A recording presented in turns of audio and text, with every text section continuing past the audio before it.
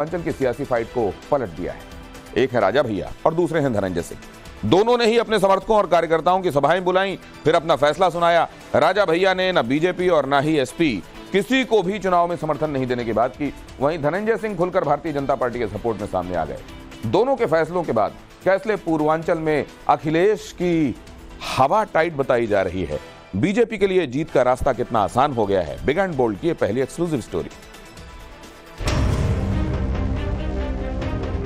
आप लोगों को यही आग्रह करेंगे कि प्रदेश में एक अच्छी सरकार चल रही है, आप लोग भारतीय जनता पार्टी को वोट करें। देखिए, हमको इस जिम्मेदारी से आप लोग मुक्त करिए। मैंने ये कहने के लिए ये आप लोगों की ये जनसभा, ये कार्यकर्ता सम्मेलन बुलाया है। आज जो प्रत्याशी मैदान में है उनमें से कोई ऐसा नहीं है जिसकी हम जिम्मेदारी ले सके और कह सके।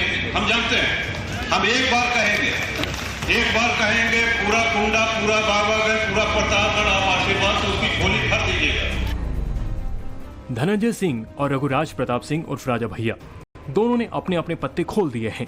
दोनों पूर्वांचल से आते हैं, दोनों ठाकुर समाज से आते हैं। वोटिंग से ऐन वक्त पहले दोनों ने अपने अपने फैसले सुना दिए हैं। दोनों के फैसले से पूर्वांचल में बीजेपी को कितना फायदा होने जा रहा है? क्या जौनपुर में बीजेपी की जीत अब 100% पक्की हो गई है?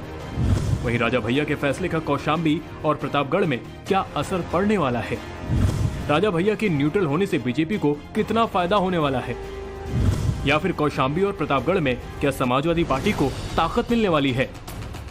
पूर्वांचल में ये सियासी सवाल सुर्खियों में बने हुए हैं। एक तरफ पूर्व सांसद धनंजय सिंह ने बीजेपी को वोट देने की अपील की है, वहीं राजा भैया ने किसी दल को समर्थन खुल्लम खुल्ला न देकर गेंद अपने समर्थकों, कार्यकर्ताओं और वोटरों के पाले में डाल दिया है, ये कहकर कि अपने विवेक से जिसे मन करे उसे वोट करें। सभी सम्मानित मतदाता उनकी जहां इच्छा हो, जिस भी दल को, जिस भी प्रत्याशी को वो मतदान करना चाहें, अपना आशीर्वाद देना चाहें, वो जाकर के दें। प्रतापगढ़ के बेती महल में मंगलवार को राजा भैया के समर्थकों का सम्मेलन हुआ। सम्मेलन लोकसभा चुनाव को लेकर था।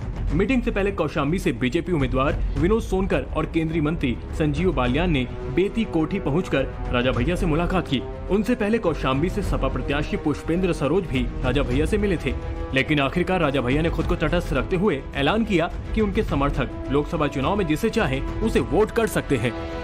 तो सबसे राय लेने के बाद अब ये निर्णय लिया गया कि इस चुनाव में जनसत्ता दल की तरफ से कोई किसी के समर्थन का निर्णय नहीं लिया गया है और सभी सम्मानित जो कार्यकर्ता समर्थक है, जिनका जहां मन हो, जिसको मतदान करना, जिसको आशीर्वाद देना, वो स्वतंत्र है, वहां कर सकते हैं।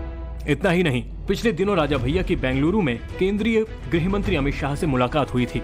इसके बाद कहा जाने लगा कि राजा भैया कौशाम्बी और प्रतापगढ़ सीट पर बीजेपी को अपना समर्थन दे सकते हैं। इसके बावजूद राजा भैया ने लोकसभा चुनाव में किसी भी दल को समर्थन न देने का ऐलान कर दिया। ऐसे में सवाल उठता है कि राजा भैया के न्यूट्रल रहने की क्या वजह है? जवाब आपको इस स्पेशल रिपोर्ट में आगे मिलेगा। पहले राजा भैया को सुन लीजिए। जहाँ तक संजीव जी की बात है, वो हमारे व्यक्तिगत मित्र हैं, उनसे हमारा राजनीतिक संबंध नहीं है और प्रत्याशी दोनों आए थे और जो बात हम आपसे कह रहे हैं उनसे भी हमने यही कहा कि ये कार्यकर्ता सम्मेलन के बाद ही स्थिति स्पष्ट हो पाएगी कि हम लोग क्या करेंगे। सर, अमित शाह जी से भी मुलाकात हुई थी, बहुत अच्छी मुलाकात और बहुत ही अच्छी। आपसे समर्थन में आगे होंगे सर? नहीं, अब वो जाने दीजिए बंद कमरे में क्या बात हुई, लेकिन बहुत अच्छी मुलाकात और बहुत ही जिसको हम कहेंगे कि यादगार मुलाकात। प्रतापगढ़ की राजनीति पूरी तरह से राजा भैया के इर्द गिर्द सिमटी हुई मानी जाती है। राजा भैया के प्रभाव वाली कौशाम्बी लोकसभा सीट पर 5वें चरण में, वहीं प्रतापगढ़ सीट पर 6ठे चरण में वोटिंग होनी है। दोनों ही सीट पर राजा भैया का कोई अपना उम्मीदवार मैदान में नहीं है, इसके चलते वो किंग मेकर की भूमिका में है।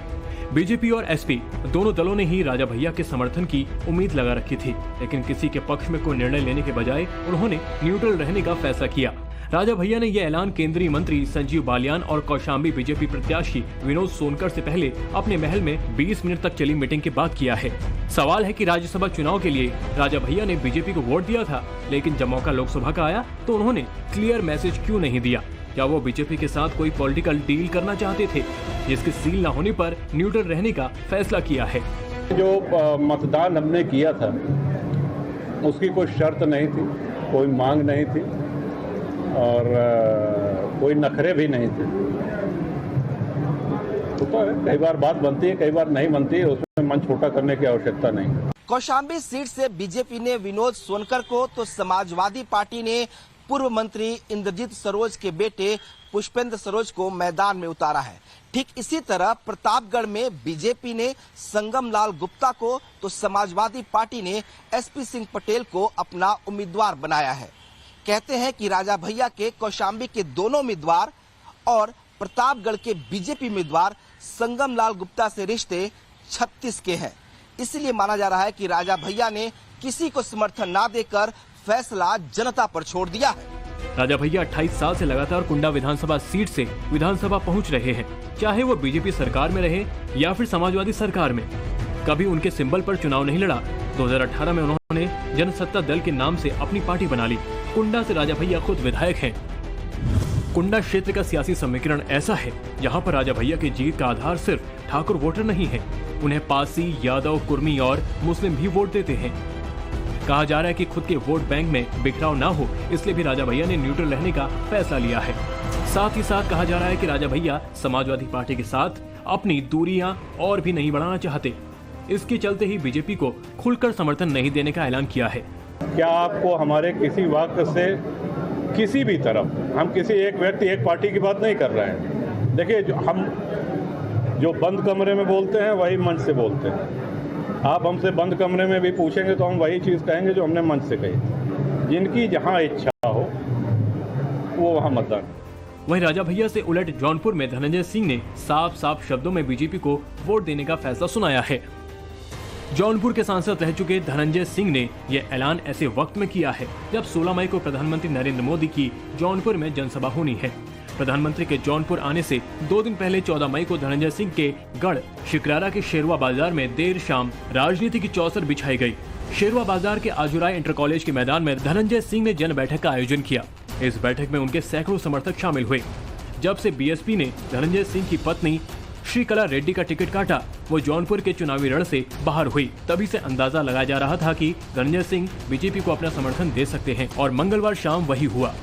हम लोगों को अगर ये निर्णय लेने का समय है, हमने बहुत से लोगों की राय पढ़ी, बहुत से लोग हो सकता है हमारी बात से असहमत हो, लेकिन जो लोग असहमत भी हो वो आके मुझे जरूर बताइए। असहमति के हम आपको उसको दूर भी करेंगे। 1 मई को धनंजय सिंह बरेली सेंट्रल जेल से जमानत पर रिहा हुए। 6 मई को बीएसपी ने जौनपुर से धनंजय सिंह की पत्नी श्रीकला रेड्डी का टिकट काट दिया और 8 दिन बाद 14 मई को धनंजय सिंह ने बीजेपी को समर्थन देने का ऐलान किया। धनंजय सिंह की ठाकुर बिरादरी में मजबूत पकड़ मानी जाती है। साथ ही साथ उनको और समाज का भी सपोर्ट मिलता आया है। धनंजय सिंह के ऐलान के बाद माना जा रहा है कि बीजेपी को जौनपुर की जंग में काफी बढ़त मिल गई है, क्योंकि जौनपुर के सियासी समीकरण पर गौर करें तो बीजेपी के उम्मीदवार हैं कृपा शंकर सिंह, एसपी से बाबू सिंह कुशवाहा मैदान में हैं, वहीं बीएसपी से श्याम सिंह यादव को टिकट दिया गया है। कृपा शंकर सिंह राजपुर समाज से आते हैं, वहीं बाबू सिंह कुशवाहा और श्याम सिंह यादव दोनों ओबीसी से आते हैं। सिर्फ जौनपुर ही क्यों, कहा तो यहाँ तक जा रहा है कि धनंजय सिंह के बीजेपी को समर्थन देने का फैसला पूर्व पूर्वांचल के सियासी रण के समीकरण पर असर डाल सकता है। जौनपुर में ब्राह्मण वोटर 3.25 लाख हैं, राजपूत वोटर 2.5 लाख हैं, मुस्लिम वोटर 2.5 लाख हैं, यादव वोटर भी करीब 2.5 लाख हैं, वहीं दलित वोटरों की तादाद 2.25 लाख के करीब है। माना जा रहा है कि बीजेपी को खुला समर्थन देकर धनंजय सिंह जौनपुर के साथ ही साथ पूरे पूर्वांचल के ठाकुर वोटरों को साधेंगे। रही बात जौनपुर की, तो जौनपुर में धनंजय सिंह की पकड़ न सिर्फ ठाकुर वोटर्स पर है, बल्कि इसके साथ ही साथ मुस्लिम और निषाद वोटरों पर भी उनकी पकड़ बेहद अच्छी मानी जाती है। बीजेपी इस बात को जानती है कि अवध और पूर्वांचल में ठाकुर वोटर निर्णायक हैं। देखना अब यह है कि साइलेंट होकर राजा भैया पूर्वांचल में ठाकुर वोटरों को साधने का काम कैसे करने वाले हैं। वहीं धनंजय सिंह का खुला समर्थन बीजेपी को कितना फायदा पहुंचाने वाला है। Bureau report, times now.